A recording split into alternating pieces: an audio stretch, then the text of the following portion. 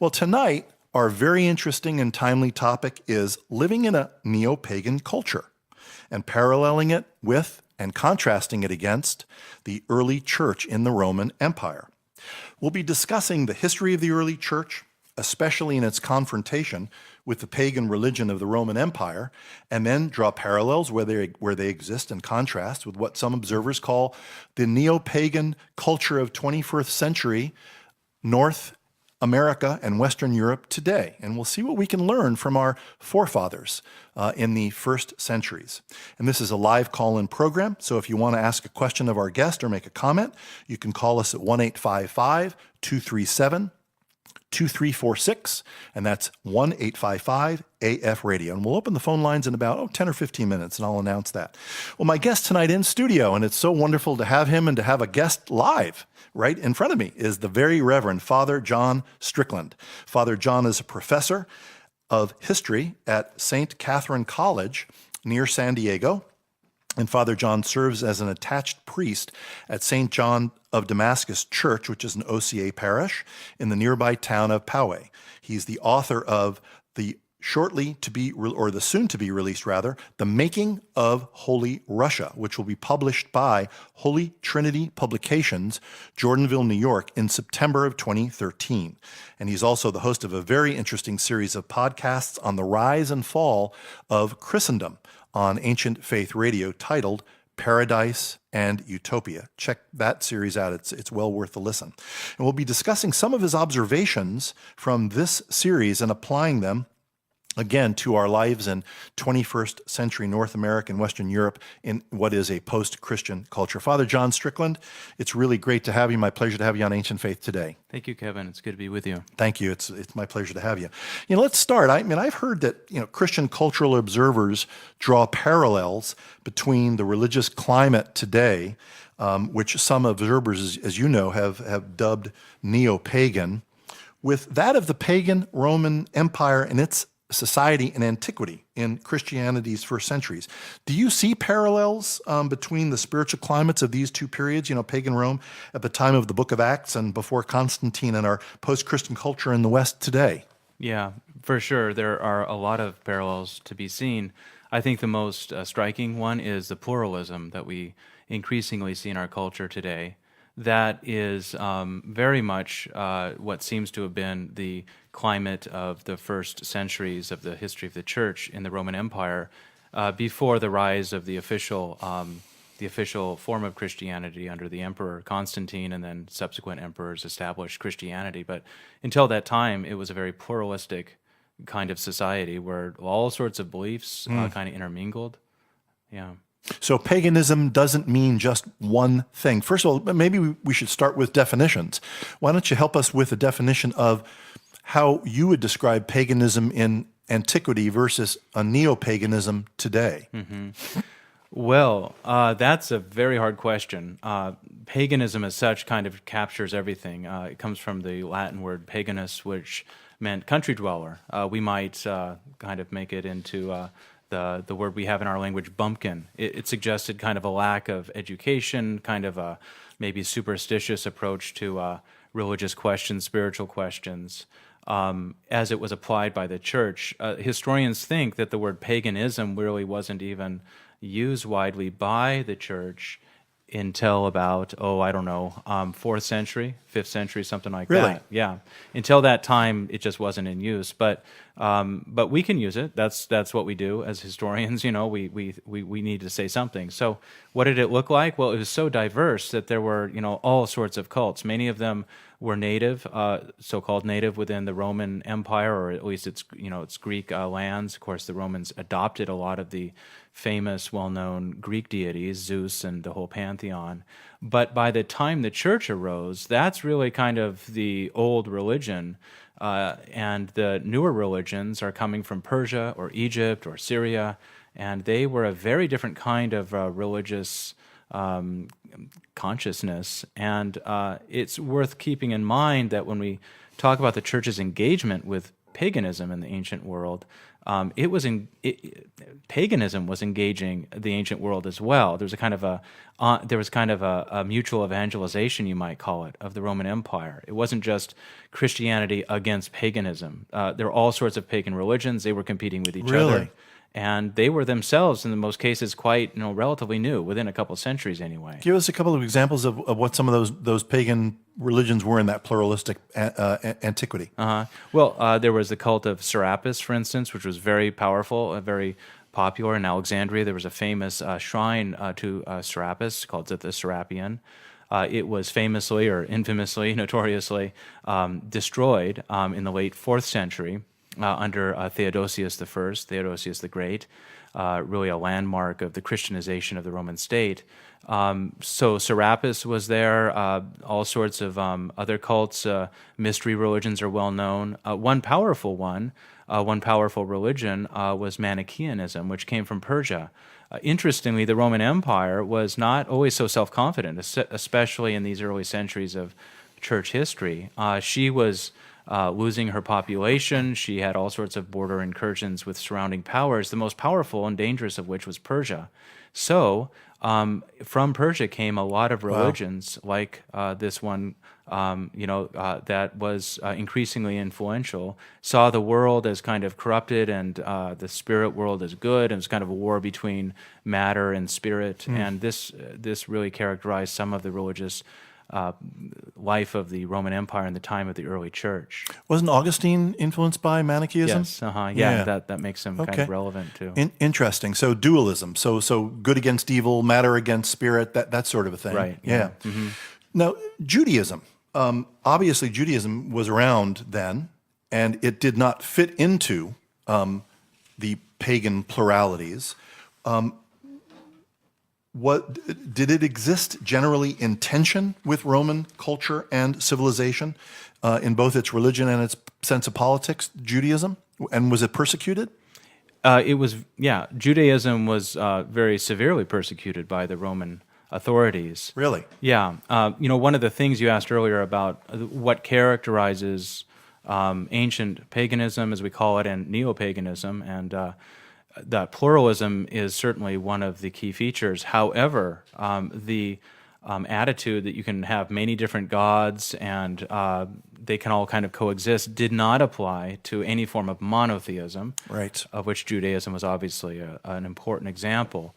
So Jews were persecuted, and in fact there were a series of there were 3 civil wars or wars against the Jews who were part of the Roman Empire, civil wars around Judaism. In the course of simply a century, the well-known Jewish war described by Josephus in 70 when the temple was destroyed. There was another war called the Kitos War, less well-known, but hundreds of thousands of people were said to have been killed. Really? And not only Jews by the Roman Empire, but the Jews themselves rose up and massacred large numbers of people outside of Judea in places like Cyprus and Egypt. Of course, and then finally the Bar Kokhba War early in the 2nd century, which kind of led to the end as far as the Jews were concerned. They were kicked out of Jerusalem, and the diaspora, as it's known, began. So a lot of very severe persecution by the pagan Roman authorities. Yeah, and that's one of the parallels I think we can draw between, correct me where I'm wrong, of course, which we can draw between Christianity and this pluralistic culture, meaning for those that aren't familiar with that word, many, many different faiths competing in the marketplace, and pre-early Christianity, that I think we're starting to see a sense of persecution when we assert that there is one God, and the culture around us is saying, nonsense, there are many gods. I mean, you have to coexist, and your belief in one God and all orthodoxies are, this and that. So I think, we're going to see perhaps more of that. I don't know. Or even within Christianity, right? I mean, there are many people who would say, well, one Christian view of things is not acceptable. There are many different understandings of Christian doctrines, Christian beliefs. So that pluralism finds its way into the church. In post-Christian Christianity, as you say churches. in your Paradise and Utopia, I think you call it call it that, yeah. Let's move forward, Father John, to our culture today. Before I do, let me give you the phone number. We'll open up phone lines. It's 1-855-AF-RADIO, 1-855-237-2346. You can pose a question about early Christian history and or neo-paganism today, or express a comment to Father John Strickland, who is my guest. You know, we've talked about paganism in the classic sense of being pluralistic and having a lot of definitions, if you will.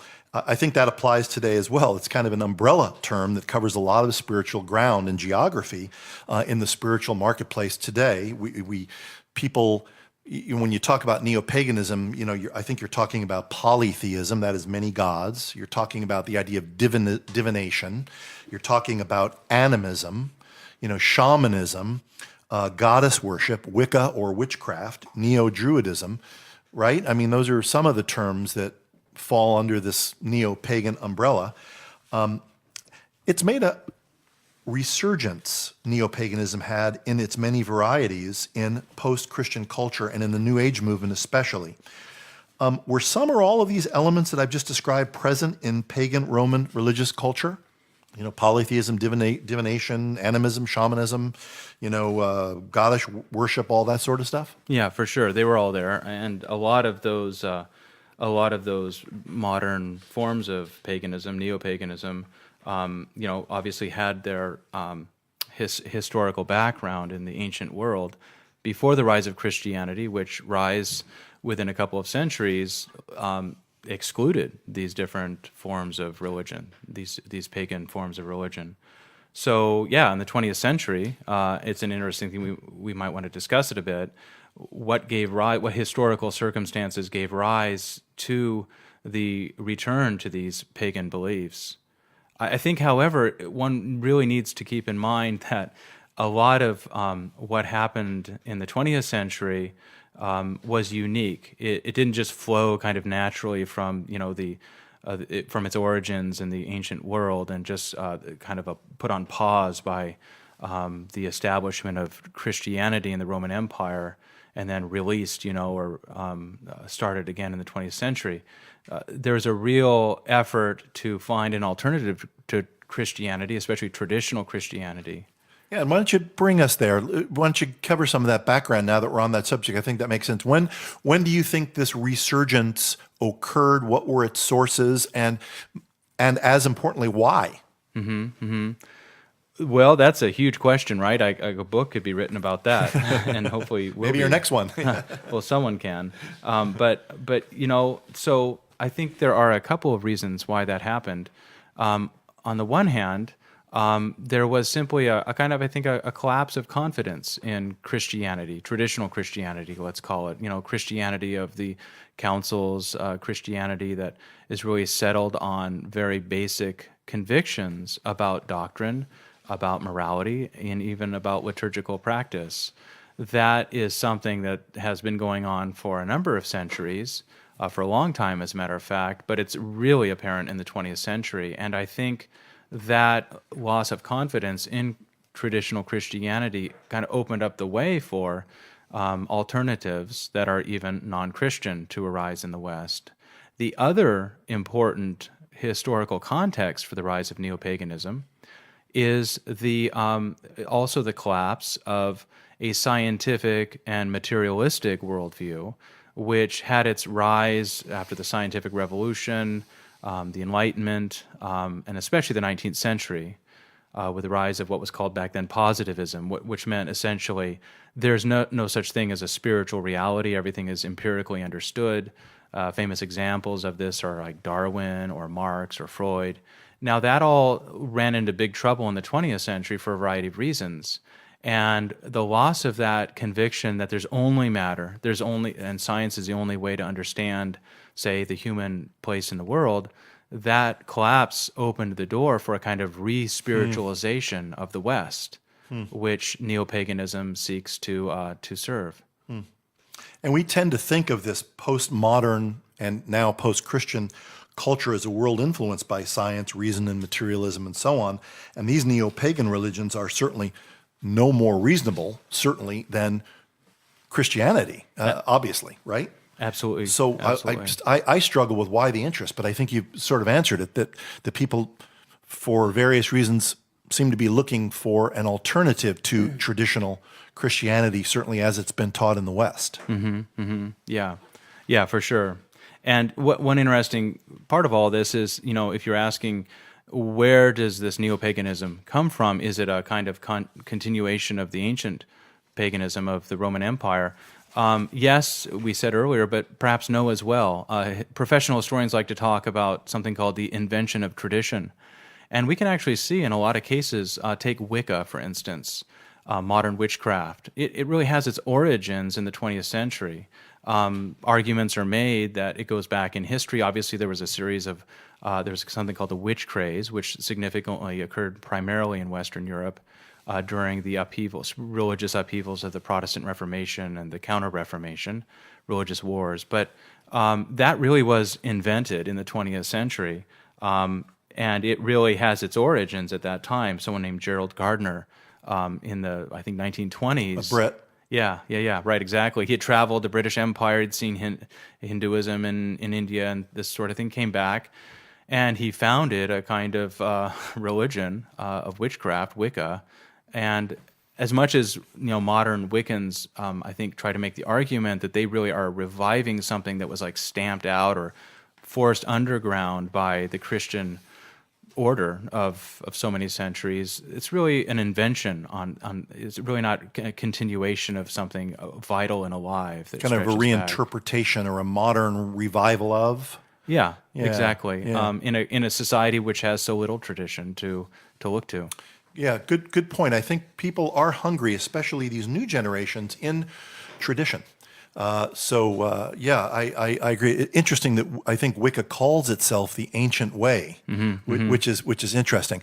And my guest is Father John Strickland. We're speaking about neo-paganism and paganism in the first century, when early Christianity confronted it, to see if we can draw parallels. The number to call is 1-855-AF-RADIO, 1-855-237-2346. Now, Father John, didn't paganism kind of resurge in the Italian Renaissance in the 15th century? When ancient Greek texts were first translated. Well, yes and no. In my opinion, not really, in the sense that any kind of vital spiritual convictions, let's say beliefs, were being revived in the Renaissance. And practiced in that society. Yeah, Ficino Mirandola Right. is a good example.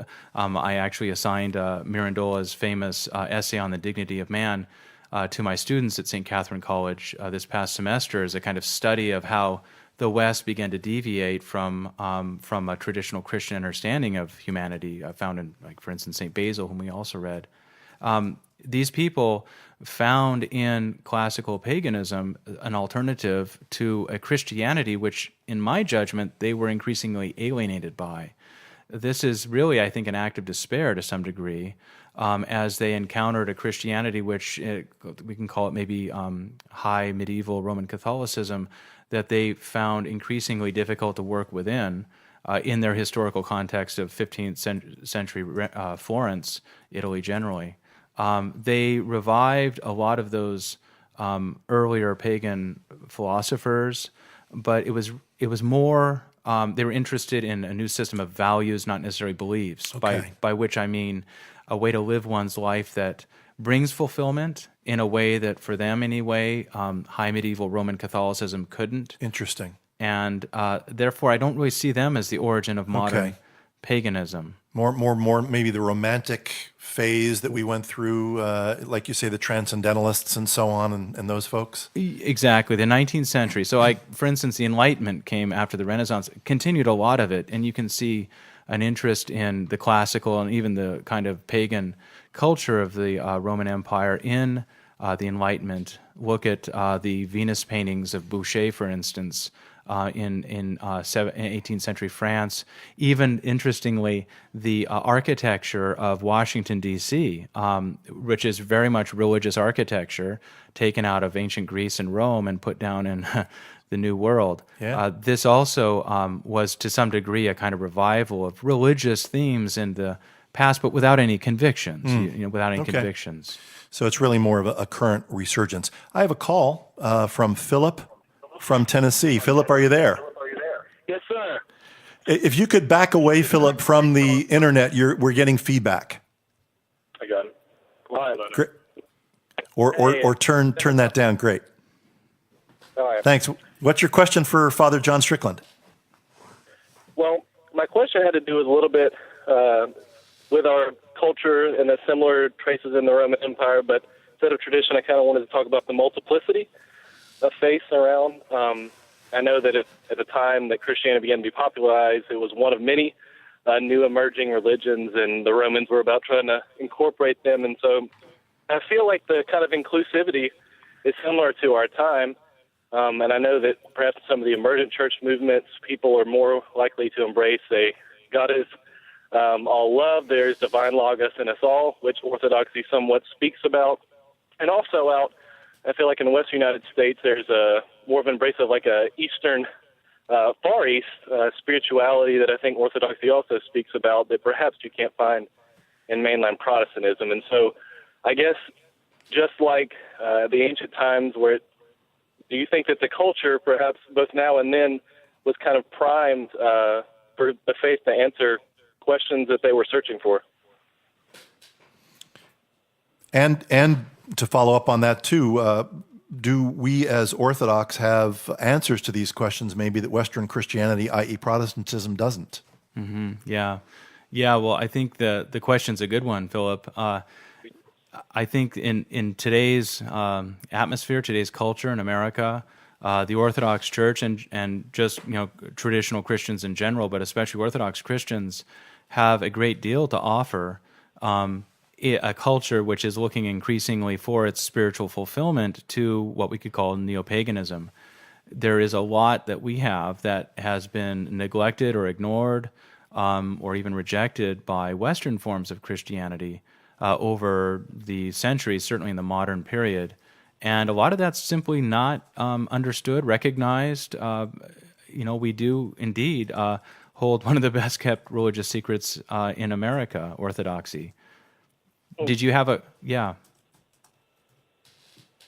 Well, I think perhaps what is it, do you see perhaps the conversion of any of these groups? I know that, and perhaps even I've heard similarities before between Buddhist monasticism and some of the monasticism of Eastern Christianity.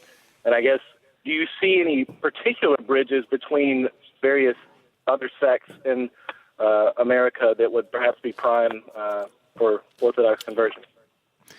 Yeah, I think you really need to look at the sect or the cult, the religious group in question. But there are, in fact, stories, real life stories of what you're describing. There's the case of what was called the Holy Order of Mons, which turned into the Christ the Savior Brotherhood under the influence of traditional Christian, specifically Orthodox Christian witness. And with time, a large number of those people who were seeking something a long time ago in a really sectarian and very non-Christian kind of neo-pagan way called the Holy Order of Mons, ultimately found their way into the Orthodox Church and were received into it. And today, some of them are really leading the Orthodox Church in America. I know certainly in my jurisdiction, the OCA, we have some very excellent people who are ordained and non-ordained doing that. I think it really depends on the cult in question and defining exactly what it offers people who are seekers in our culture today, and then engaging those points in that offering that we can say something about, and indeed I'm quite sure we can say something very powerful about. And I think, too, just to add something here, and we'll let you go then, Philip, thanks for your call, is that, a lot of these seekers, Father John, correct me if you disagree, are looking for something more than simply doctrinal and more than simply words. Mm-hmm. We're a culture full of words, and I think people are looking for something experiential. And who more and better than the Orthodox holy tradition to provide that very, very deep, theistic, long tradition of experiential and not simply verbal and rational knowledge. So I think we've got a lot, as you point out, we've got a lot to say. So thanks for your call, Philip. Appreciate it very much. And we will be back in just a minute. We're going to take a short break. And when we come back, my guest is Father John Strickland. And the number is 1-855-AF-RADIO, 1-855-237-2346. Look forward to your calls.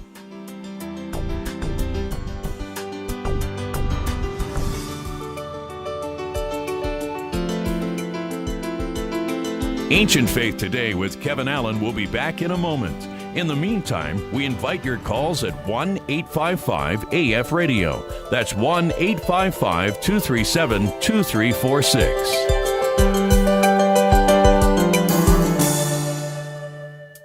Why are so many disaffected Christians trying to recreate the church from scratch? In his new book, Ask for the Ancient Paths, Father James Gerges offers a clear and accessible apology for simply returning to what Christ's church was always meant to be. Ask for the Ancient Paths, a new book now available from conciliarpress.com. That's conciliarpress.com.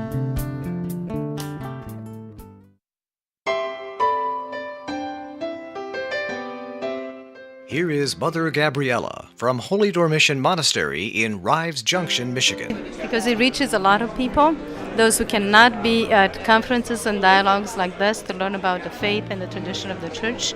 And so many people do listen to it, and we hear comments about people who are not Orthodox who listen to it every day.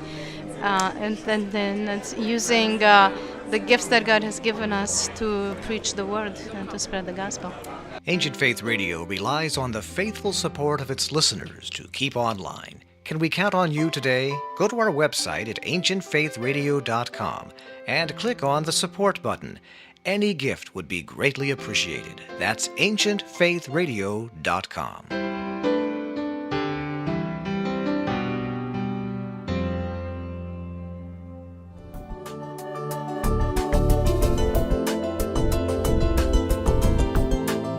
Lines are open for your call. The number is 1-855-AF-RADIO. That's 1-855-237-2346. Here once again is Kevin Allen.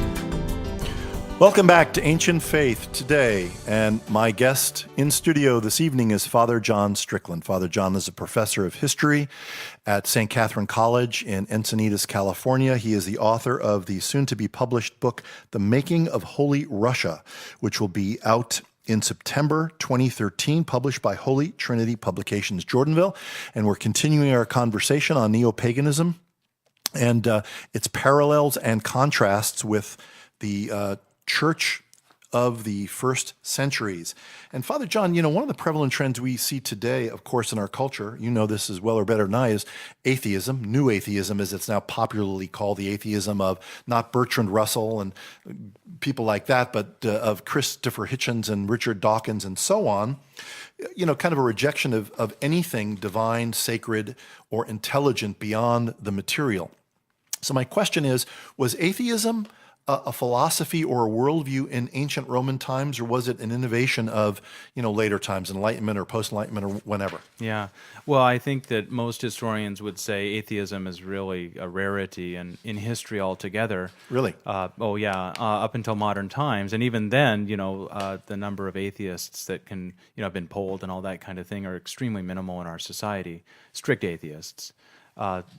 Agnostics would be a different maybe category of belief, but in the ancient world, Epicureans were accused of atheism, and often accused of atheism, which says something about where atheism sat in the consciousness of the ancient world. Christians too were accused of that, though, right?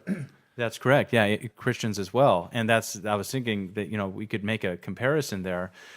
It was a way of reviling someone to call him or her an atheist. Interesting. In the ancient world. Very rare, very rare. I know Father Thomas Hopko, for instance, has said, there's really no such thing as atheism because everyone has a conviction, a commitment to some sort of beliefs and values, and that's just part of our humanity. So very rare historically. Okay. And getting back to parallels with ancient Rome, being a highly religious culture, wouldn't it have been easier to evangelize and potentially transform such a culture, that is Rome, from a Christian theological viewpoint when, there already existed a shared worldview that there was a divinity, a divine power behind the cosmos, rather than what we see today in post-Christian views where atheism tends to prevail or materialism tends to prevail? Wouldn't it have been an easier project, if you will? Yeah, for sure, no question about it. The church was to speak like Eusebius, the first church historian. I love the way when he writes, he says, 3 centuries ago, we were doing this, we were doing that. So we are all one historically. So the church was dealing with a society that was religious and could find, as you say, points of contact, common ground, a conviction that there is a higher power that created the world, that governs the world. St. Paul at Mars Hill, as an example. There you go, exactly. That would be an excellent example of this kind of thing. Evangelists in the early church were able to connect and engage people of that time around this very point.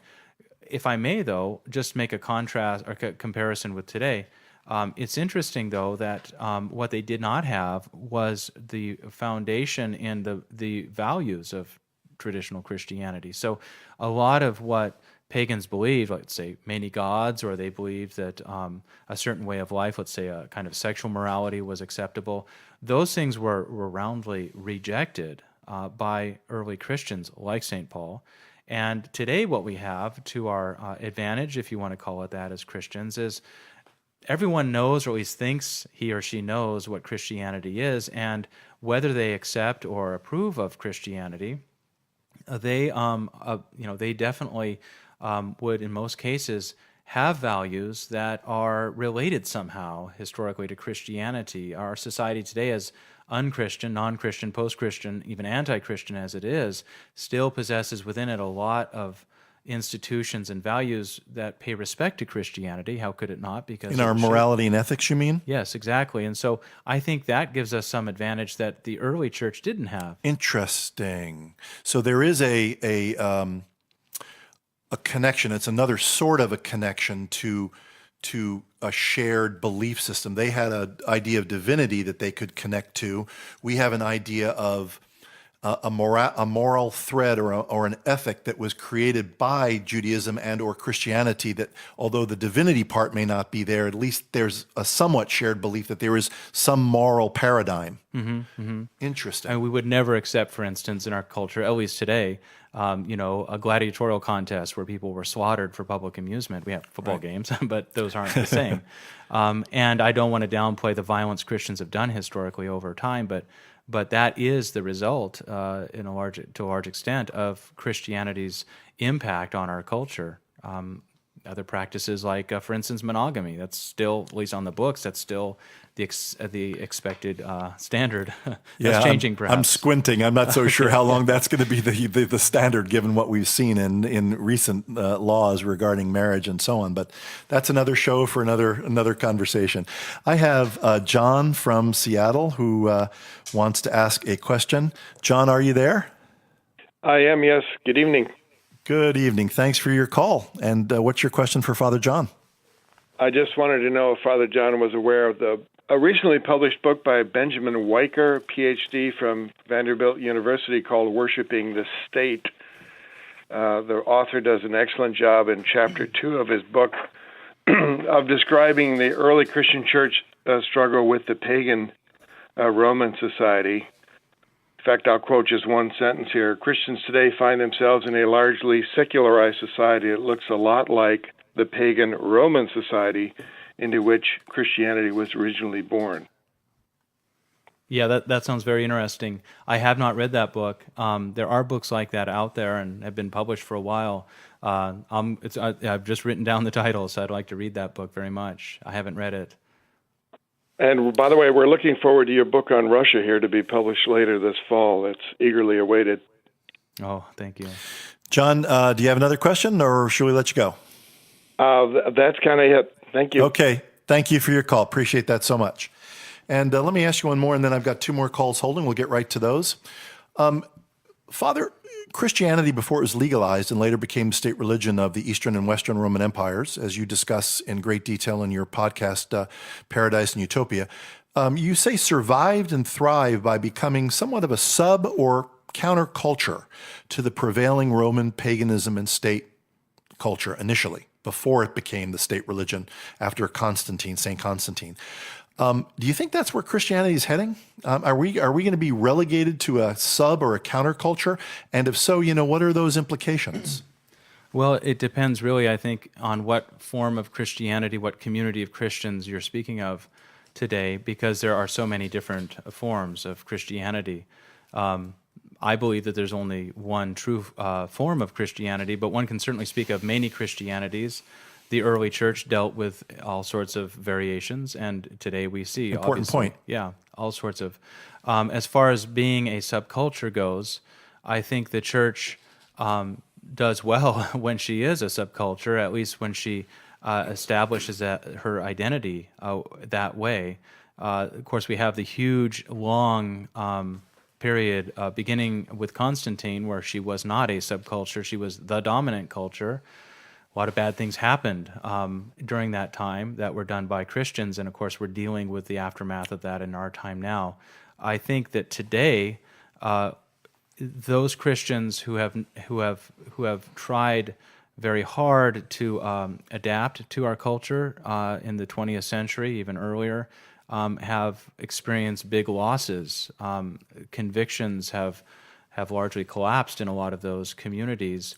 I think the great strength of the Orthodox Church, to which I belong, is that she upholds her convictions and is ready, hopefully, to assume a subcultural kind of position within society. And exactly on those grounds, I believe, like in the early church, she may find in our time large numbers attracted to her.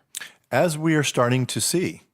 And interestingly, I don't know if this is the case all over the country, but certainly here in the West, is one of our callers mentioned, there is a great interest in, mystical religions and Eastern religions and so on. And so, but there's also a trend that we've seen in the West, into Orthodoxy, of people coming out of counterculture movements that have kind of rejected, quote, consumerism and Western ideology, being drawn to the Orthodox Church because it is not patently considered Western, and is considered somewhat countercultural. Do you see that happening? Yes, we live in a culture that's often called postmodern, and one of the features of that culture is the celebration of the so-called other, the one who has been ignored or even suppressed in the past, over time.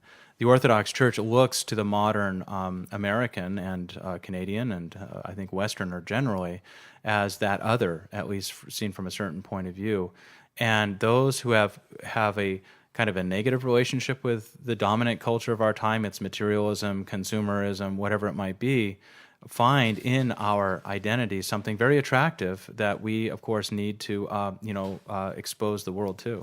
I agree. We have to find a way to I don't know what, theologically or culturally articulate what that means, because there's a publication that our parish puts out called Death to the World. It's got a strong punch to it, but in a sense, that's what true Christianity is. It's about death to the world, quote unquote, as the world is presented to us as this temporary phase of existence that we find ourselves in. So, yeah. I've got a call from Amy from New Mexico. She's been patiently waiting. Hi, Amy. Hi, Kevin. How are you? I'm doing very well. Nice to hear from you. Yes, I'm from New Mexico, and that was a really good introduction because I actually come from that counterculture that you speak of. I was a pagan for many years after my Southern Baptist upbringing. Tell me, Amy, tell me what that means, by the way. Excuse me. I want to get, when you say you were a pagan before being a Baptist, what does that mean? Oh, no. After my Southern Baptist upbringing, Sorry. I became pagan. Okay, tell me what that meant. Yes, it was very much in sort of the Wicca that you speak of would be the best way I could identify that with. Okay. And I was very much deluded into this idea that these ancient pagan religions were very much into nature and peace and harmony, that sort of idea. I didn't quite really understand that the history was much different, and that the Neo-Paganism was more of a recent invention from, let's say the Golden Dawn movement, the 30s and the 40s, and anyway, so yeah, I was into that, and then I was Buddhist for a while, and Buddhist was actually my gateway into Orthodoxy. And that's why I called, because I'm going to a monastery this week, and I actually have Buddhist friends who are monks, who have a very good relationship with our local monastery, and they're meeting me there this week. But, Wow. I think demographics play into this a lot, because I live on the west, just as you do, you know what I mean? Yep. I'm in New Mexico, but I'm from the southeast. And, I've had some people tell me that I may not have found Orthodoxy in the southeast. Yeah.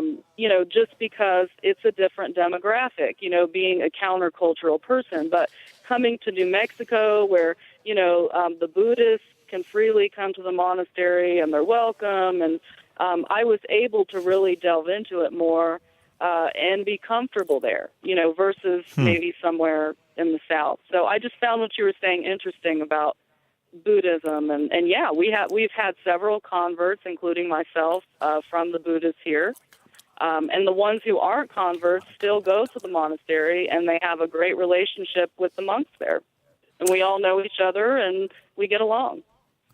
Oh, that's so interesting. Father, do you want to?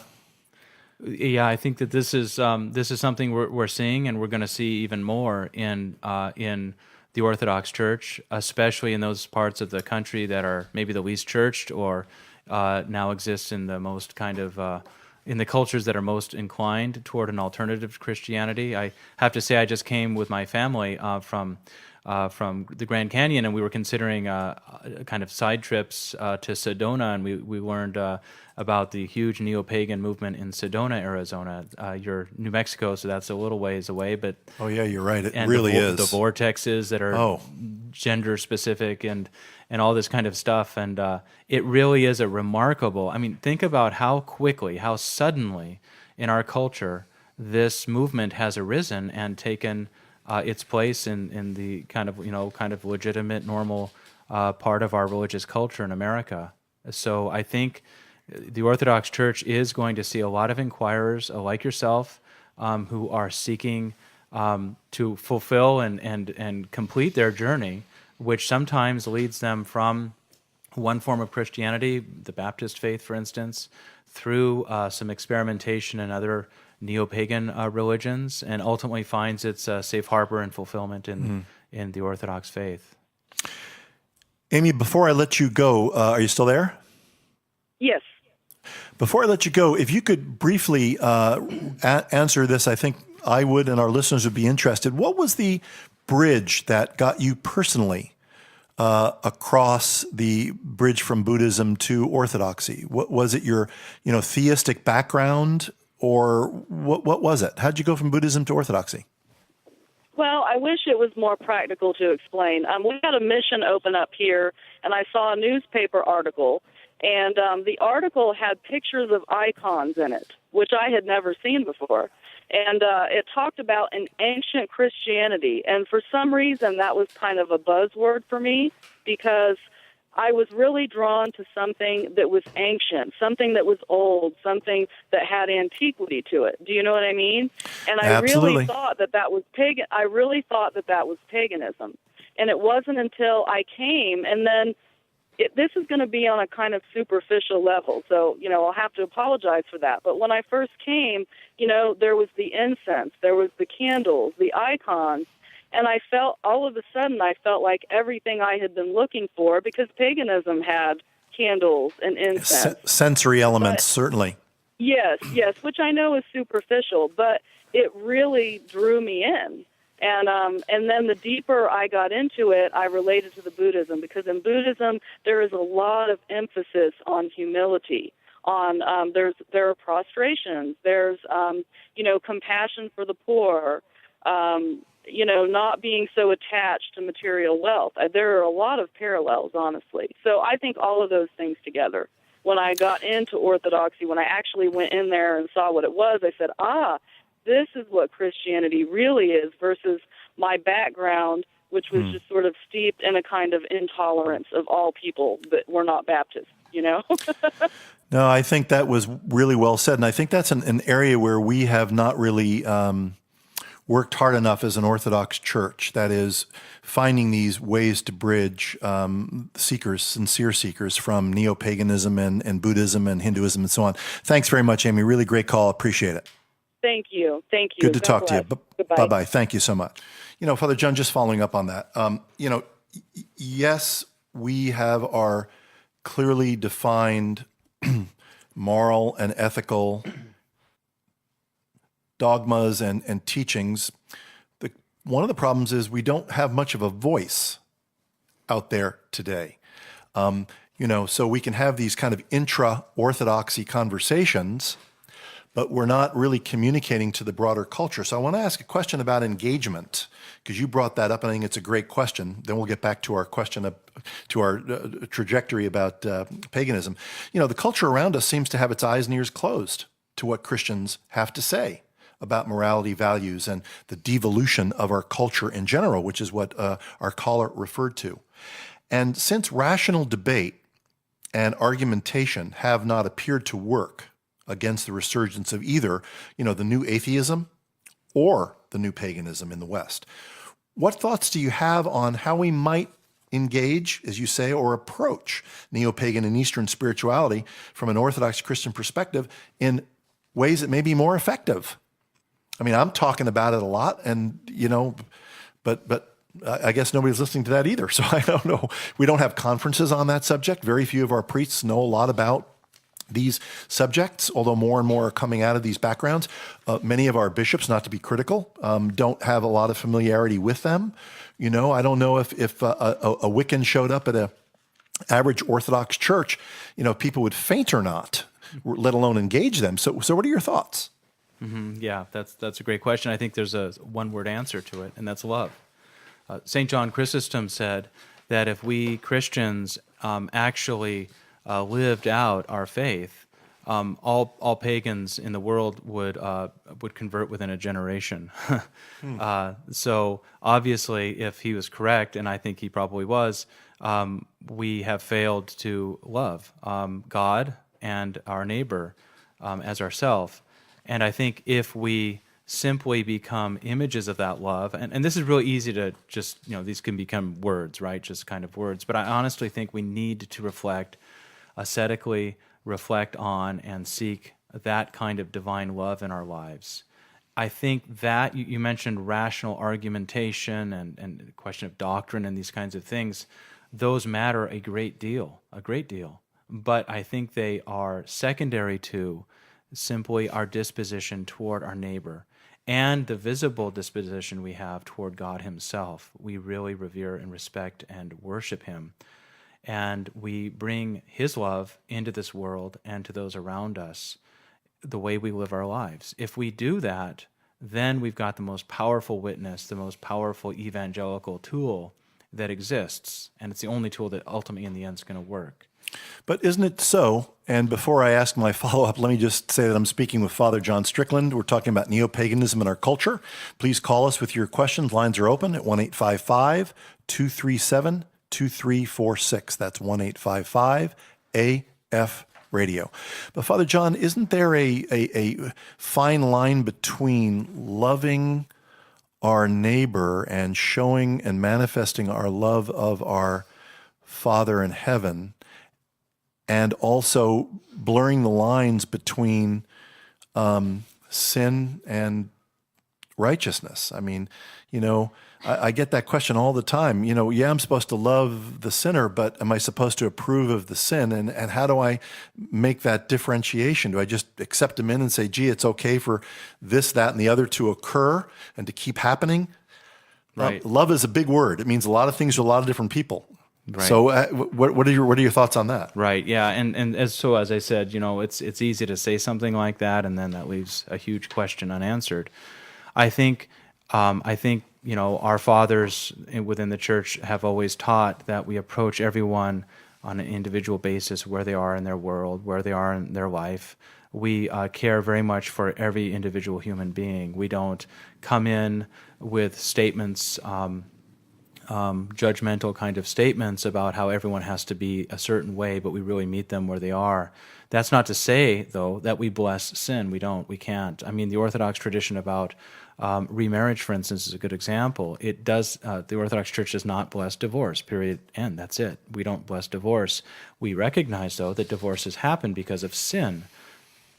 Pardon me. When sin occurs, the Church is ready to allow someone to remarry if it is for their salvation, requiring in most cases a blessing from a bishop, certainly some pastoral attention to the matter, and we don't hold that standard, which, by the way, we hold our priests to. A priest may not remarry, but in most cases, but certainly the canons don't allow for it, but we do allow for that in some cases if it's for the salvation of the individual. I think if we bring that kind of view, that kind of, it's often called economy, into our relationship, say, with neo-pagans who are doing things maybe that are, and they will be in many cases, morally speaking, very disturbing to a traditional Christian. If we bring that in there, without blessing what's being done, we can nevertheless talk them toward the church. We can guide them into the life of the church, which I think we can have every confidence that they will, if they're open, if they're humble, and if they're open, will recognize the higher morality of Christianity. I don't know if that's a start anyway to the kind of question you raised. Yeah, it is. We could spend a whole program on that subject, and we don't have time to do so. So I think it's a very good start on that subject. And we're going to take a break and come back. I've got a great question coming from Joseph from Las Vegas next, and we'll take him as soon as we get back. You're listening to Ancient Faith Today. My guest is Father John Strickland. The numbers to call in with a question or comment are 1-855-AF-RADIO, 1-855-237-2346. Stick around. We'll talk to you in a minute.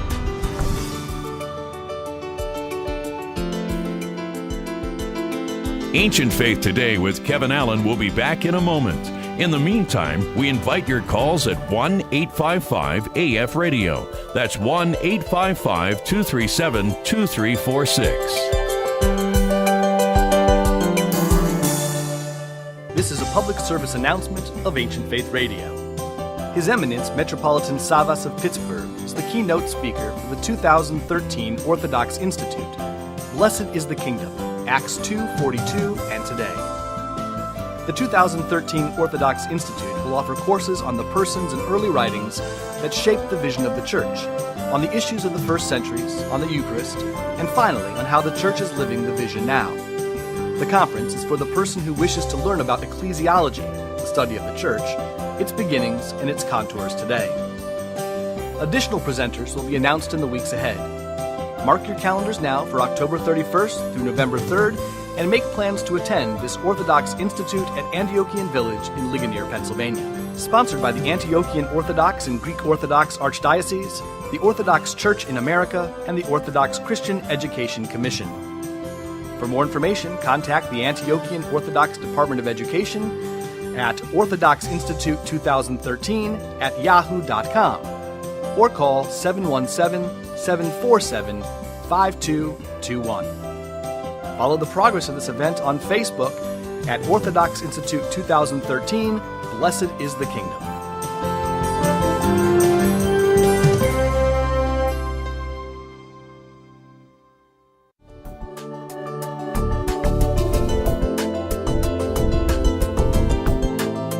Lines are open for your call. The number is 1-855-AF-RADIO. That's 1-855-237-2346.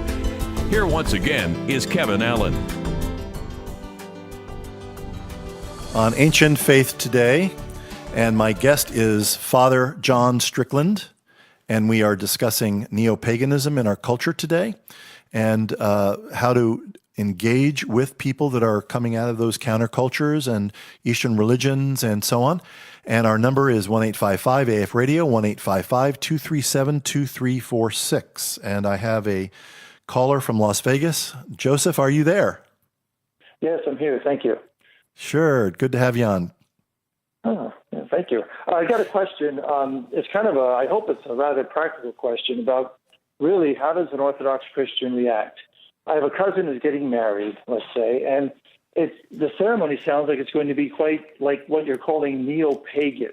They're going to be married outdoors. It's going to be at sunset. There's some drumming involved. There's flowers in their hair, and the person doing the ceremony is a spiritual leader. How do I react? Do I attend this? Do I send my regrets? What do I do?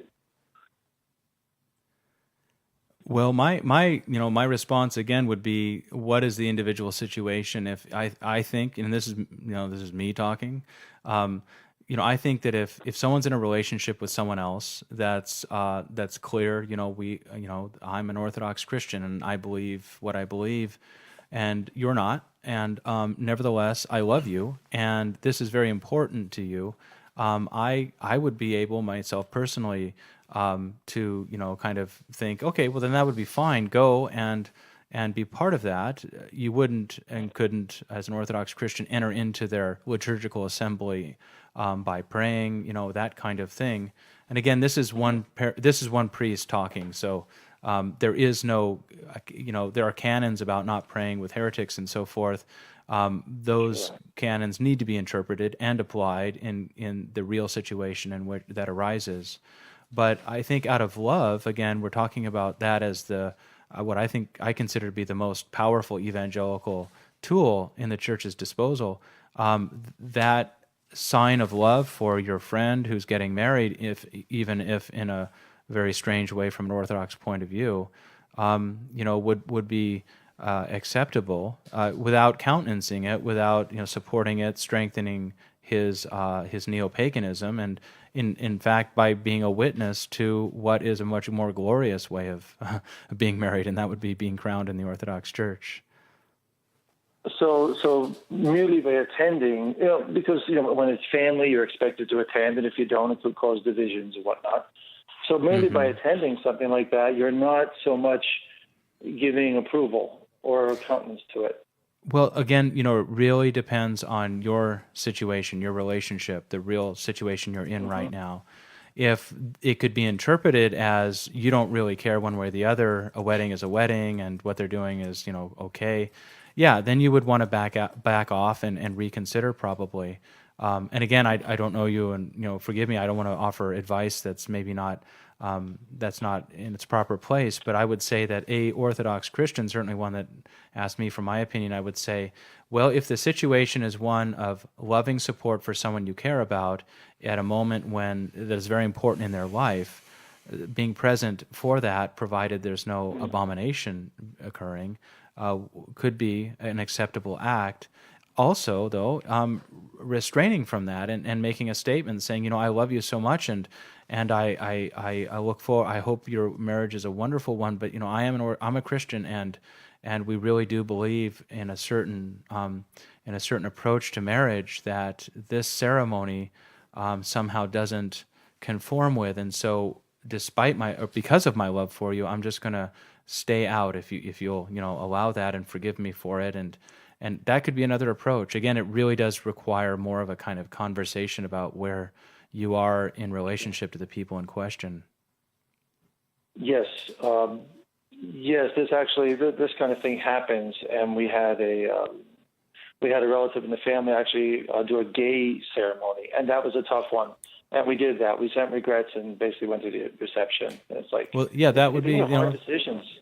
They are, but that's a great example of making a statement, not out of judgment or disrespect or certainly hatred, but just simply, I can't be present at that because it really does violate what I believe, is our way of life as Christians. And we're going to see more and more of this, with same-sex marriage and so on. You're going to get invited to. We as Christians are going to get invited to these marriages, and we're going to have to make these sorts of decisions. And these are the hard, tough decisions to make. As you said, how do you show love that we're supposed to show, and at the same time not cross those lines? Whereas Joseph is pointing out where you condone or seem to support something that we know we're not supposed to support. So not that we have the definitive answer, but Joseph, thanks very much. It's a good question. Appreciate the call. Thank you. Okay, good night. I have Jeremiah from Upland, California, who's been holding. Jeremiah, are you there? Yes, I am. Can you hear me? Oh, yes, we can hear you loud and clear. How are you? Okay. I'm doing okay. How about yourself? Good, doing very well. What's your question for Father John? Question is, I've run into people that have a kind of a rather fatalistic view of the church, basically saying here in America, the Orthodox Church is expanding, growing, is an interest to us because it's simply a counterculture to the predominantly Protestant or secularized Protestant America, whereas, say, in Russia or places of traditional Orthodox, countries, that the attraction there is Protestantism because it's counter to the culture that is Orthodox. How would Father John answer, not just as a priest, but as a historian of Christendom in general, which I've been learning a little bit about from his podcast? Yeah, great question. That is a good question. Indeed, I think you're observing a fact that insofar as we have a kind of attraction among some of our people in this country toward a countercultural lifestyle, Orthodoxy, in a certain sense, I think a rather superficial one sometimes, offers that. The priests are in cassocks and people wear beards and women wear scarves, and these are all kind of very different. Ascetical practices. Monasteries are out there, this kind of thing. It can be very superficial and just simply countercultural. No doubt people come into the Orthodox Church with such a superficial understanding of the faith they're taking, whether or not they grow in it or not, or just wash out with time, that has to be worked out. To compare that, though, with what's going on, say, for instance, in traditionally Orthodox countries like Russia or Greece or something like that, Romania, I lived in Russia for a year and a half, a couple of years.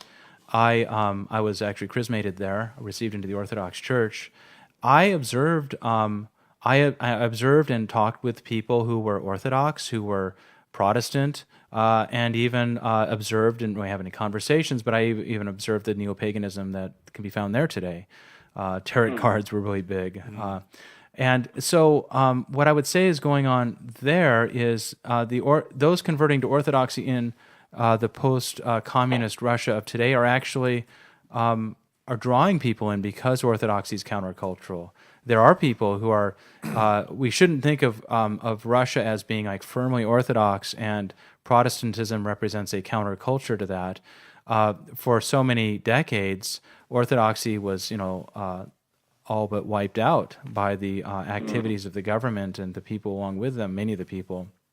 So Orthodox Christianity is countercultural in today's Russia in many ways. Sometimes it doesn't always look so, but it is. And it always will be in any culture because it is, after all, Orthodoxy.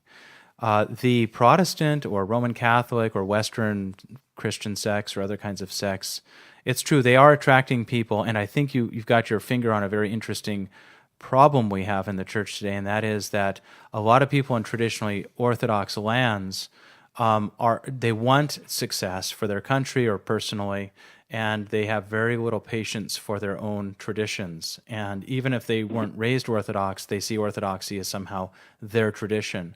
So when I was living in Russia, I met a lot of people who really wanted to be American, like as American as possible. They didn't want to come to America, they just wanted Russia to be like America. And part of that is converting to what can be seen as an American form of Christianity. Wow.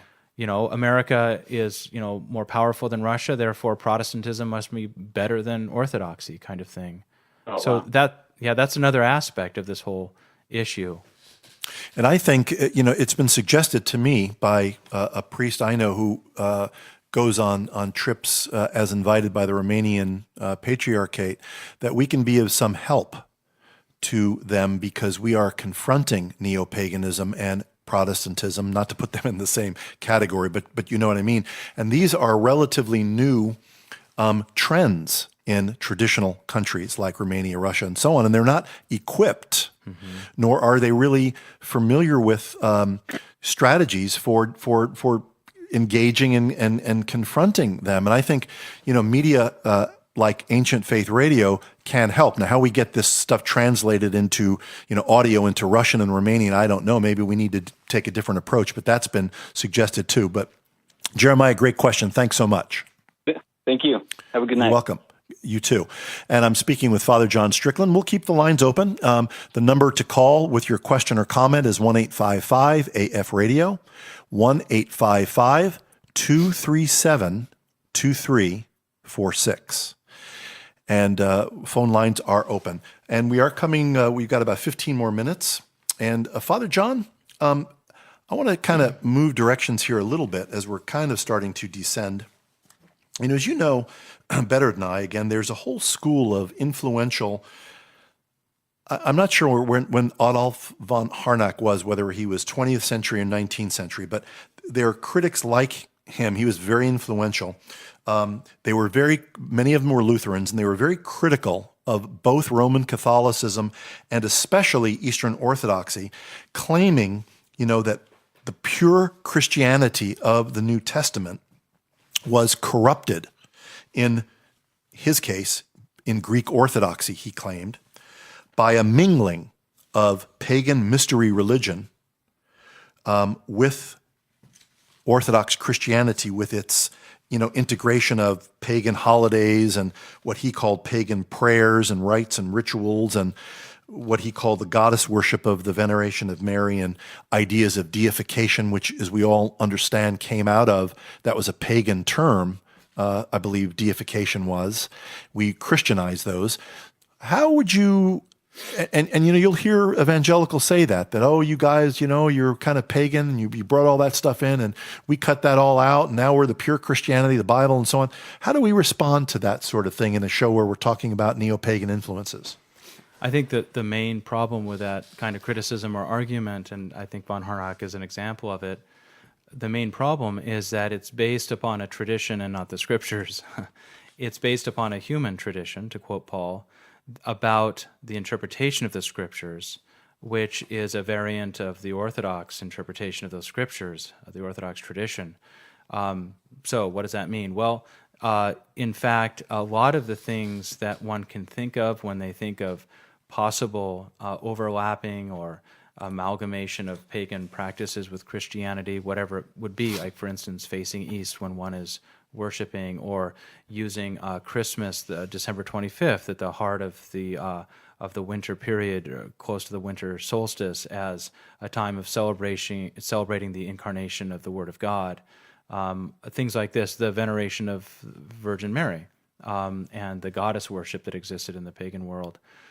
Sure, superficially, one can sit back and look at that stuff and say, okay, yeah, what's going on here is they're just borrowing from paganism to try to bring in people, and it's not authentic Christianity.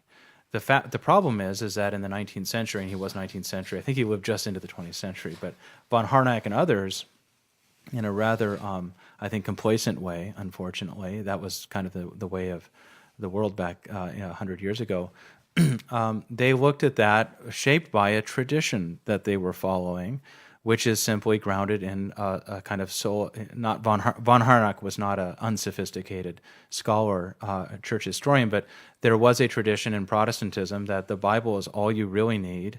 If it's not found there, it's not legitimate.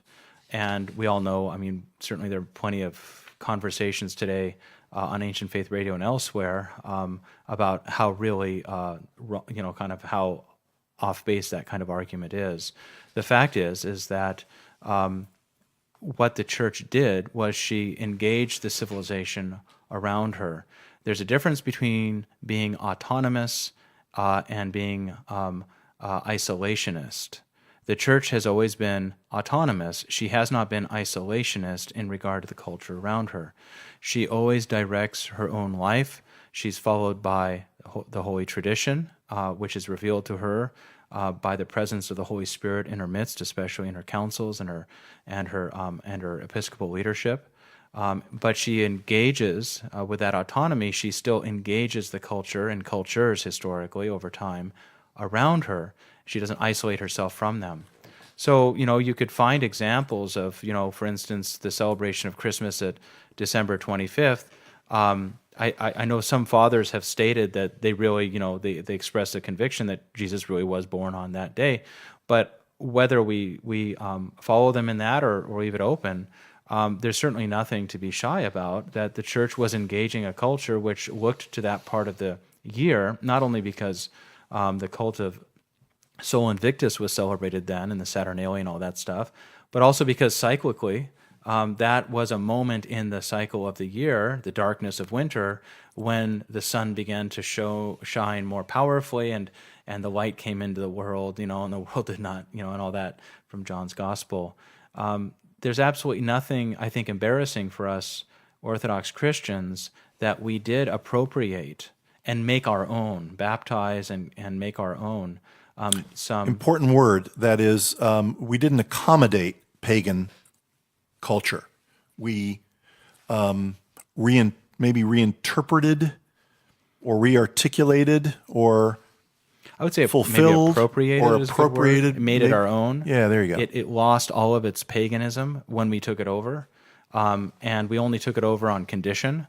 We didn't just kind of accept it into our through our front door. We like checked it at the doorway, took everything from it that was not acceptable to a Christian point of view, and baptized it. And there are things that we can't and would not baptize, like for instance the polygamy, or the sexual practices of the ancient world, things or like polytheism, obviously. Polytheism, obviously. Things like this we would not accept and did not accept. We're very clear about that. Now, what happened over time, say with the person of the Virgin Mary, is some would argue. I know St. John Maximovich wrote a wonderful essay on the Orthodox veneration of Mary, where he brought attention to the fact that the Church did venerate her, but in a very clear and correct way that was distorted later on in the West, and it was that kind of understanding, the Western non-Orthodox one after the schism, that came to shock Protestants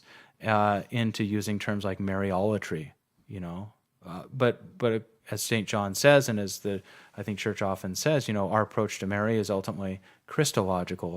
All Mariology, to give it a name, is Christology. It's ultimately about the person always of Christ. Related to our Lord. Yeah, exactly. Yeah, not simply you worship these goddesses, so worship her. Yeah, it was not that. And it's interesting, our iconographical tradition, you almost never see Mary by herself. She's almost always gesturing somehow toward Christ. The ultimate icon, the kind of the first icon is she who points the way, and she's pointing toward Christ. Yeah, important point. Thank you for that. I appreciate that. I struggle with that whole how to respond to the mingling of pagan ideas and Easter and all of that. So that's good. I'm going to digress a bit as we are starting to descend on our very fascinating conversation, Father John. But I think this has some relevance to our discussion since we're talking about the early and the pre-Nicene church.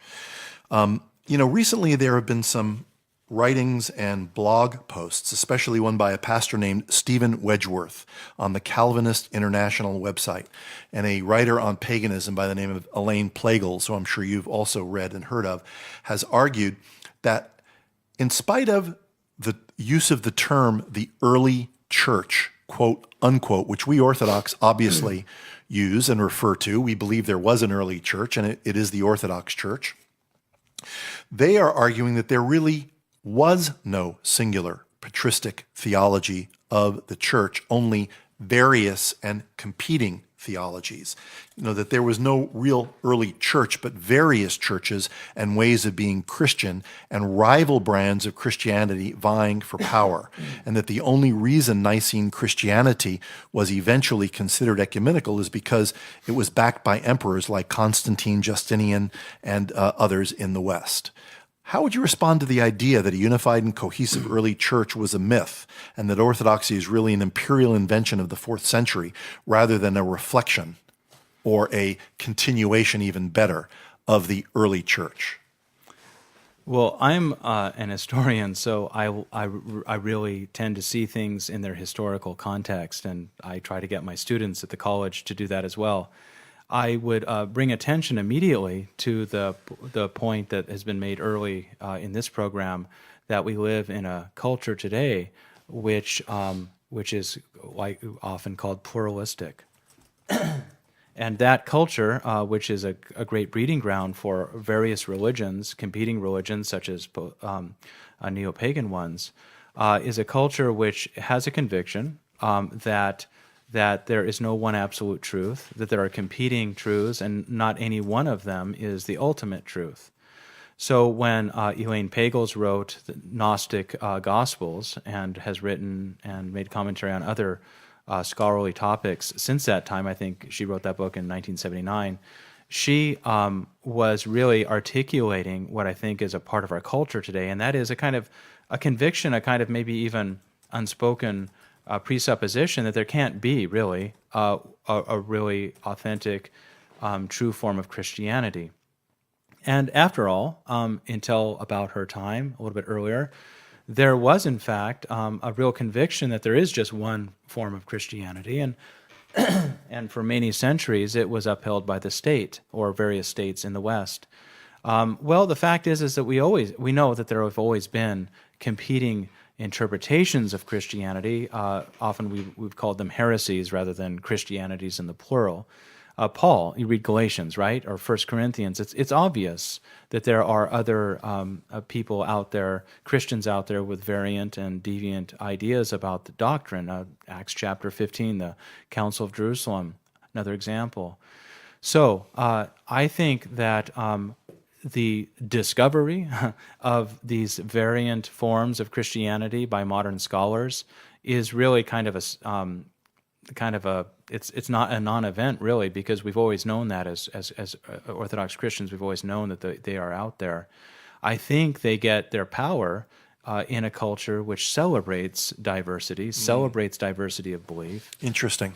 And I think that's where that comes from. And maybe is even supporting that diversity because he's I think a Presbyterian, and different denominations and so on. I guess I don't know, but yeah, and so we can certainly say, and we have a lot of historical evidence to back it up, that beginning with people like Paul in the first century, we articulated a clear doctrinal, moral, liturgical approach to our faith that has been preserved intact throughout the past 20 centuries. And how do you read Saint Ignatius of Antioch in the first century, who's speaking specifically about bishops and meeting the bishops as he's on his way to martyrdom in Rome, and the Christians are coming, and he's talking about being in sync with your bishops. He was talking about a physical, visible, present church in these different areas, and then writing letters to them. This wasn't a non-event. Yeah, exactly. Exactly. Well, Father, we have a voicemail question that we'll end on from Dana. And if producers, if we can play that for Father John, I'd appreciate that.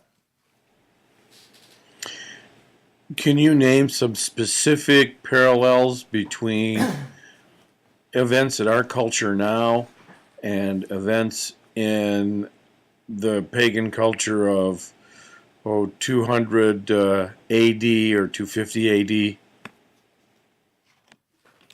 So wanting to know an example of paganism in the early church that would parallel paganism or events today. Yeah, so getting beyond just the kind of climate we live in, where kind of sometimes a lot of different points of view, doctrines, and practices can be held as legitimate, back then and today. I think, real examples of where we are today and how it connects with where we as the church were back then would be exactly Gnosticism. That kind of came up in the discussion of the work of the scholar Elaine Pagels. So Gnosticism was a powerful force in the culture of the ancient world, and the church had to deal with various forms of it, and it wasn't always one clear thing. There's one form called Docetism, which is a doctrine. Apparently, John writes his epistles in the very New Testament itself against those who are Docetists, which means Jesus appeared to be human, but he really wasn't. So that which we have, handled, touched, seen, and all this kind of thing, Jesus himself, the incarnate God, is what John's talking about there. Well, that was part of a larger movement called Gnosticism, which had its inspiration from Neo-Platonism, and there's too many probably terms in front of us here, but Neo-Platonism kind of had a disregard for the material world, for matter, and saw as the ultimate goal and fulfillment of human beings kind of escaping from the material existence. The body is a prison for the soul, and the soul really seeks to escape out and be reunited with the divine. And Gnosticism, as it crept into Christianity, really de-emphasized the body and the bodily experience. And not only that, but the real experience of the church as a community over the course of time. So we get someone, for instance, defending orthodoxy, such as St. Irenaeus of Lyon, in the 2nd century, writing against Gnostics and saying, no, God made this world and it's good. It's not inherently, intrinsically evil.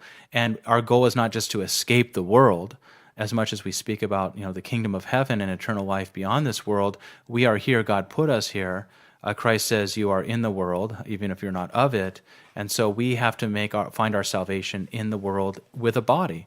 And the church has always held to that. Now, in our time, this kind of Gnosticism has had a real comeback, in part, I think, and the work of Elaine Pagels, again, brings this out. She writes a really interesting book. She's very clever, and in her conclusion, which if you want to just get a sense of what she's saying, read the conclusion, where she does actually give some respect to traditional Christianity. But her point is there was a kind of cult of the solitary in Gnosticism, which didn't ultimately get accepted into the institutional, she would call it, church. And this individuality, this individualism, this spiritual individualism, only in our time maybe has been rediscovered with the Gnostic writings and so forth in the middle of the 20th century. And so what we find today then is a kind of interest in individualistic kind of spiritual experiences, which result in a kind of approach to Christianity, which is very, my interpretation of what is true and what's not true is really all that I have to worry about. So I think that there is a kind of Gnosticism in our culture today. As much as we are attached to and even preoccupied with the body in our society, with all the stuff that feeds the flesh in our culture, there is, as there was back then, 20 centuries ago, a real disregard for its eternal significance. And we find that in all sorts of ways today that we could talk about. But I think that might be really one interesting comparison to make between the two periods. Very interesting. I've even heard some people argue that Protestantism has a little bit of Gnosticism in it, that it's a kind of a dualistic view. The body is no good, the spirit is the only thing that matters. That's why you can cremate, that's why this, that's why that. So they're very interesting. One last question, then we'll close. And this is a big question, so I hate to ask you to be brief, but we need to. Generally, what lessons do you think can be learned from the first Christians who also lived in a hostile cultural and political environment? We call it neo-pagan and so on, that we can apply today in conclusion. Well, we can be wonderfully inspired by them. What a great example they offer us. They always offered a great example. We have plenty of records from, we'd still call them early fathers today, although they thought they were living in the end times, and they would talk about the good old days of the early centuries. Anthony of Egypt talks about this, and of course he's just on the cusp of the Christianization of the Roman Empire. And we today actually have a culture which is much more like that culture of the first centuries than any other period in the history of the church. We live in such a culture. And so right off the bat, we can be inspired, I think, by that very So we should be strongly. reading the early church fathers to get a sense of their ethos. I think that they offer us a great deal right now. Yes, absolutely so. And so, but I think that is kind of the inspiration we can get. We're not being put to death in North America, thank God. We live in a country that protects our right to worship, and we must ask God and thank God for that, every day. And we do at every Divine Liturgy, right? Our challenge is not so much what those first Christians faced, which was bodily destruction, being put to death. In some ways, it's much more difficult not being drawn into a society and even a Christian influence culture, even some forms of Christianity, which have accommodated the world and have lost sight of the ultimate goal for our humanity, which is theosis, deification, being one with God. Father, it's been a great conversation. Thanks so much. Father John Strickland's been my guest.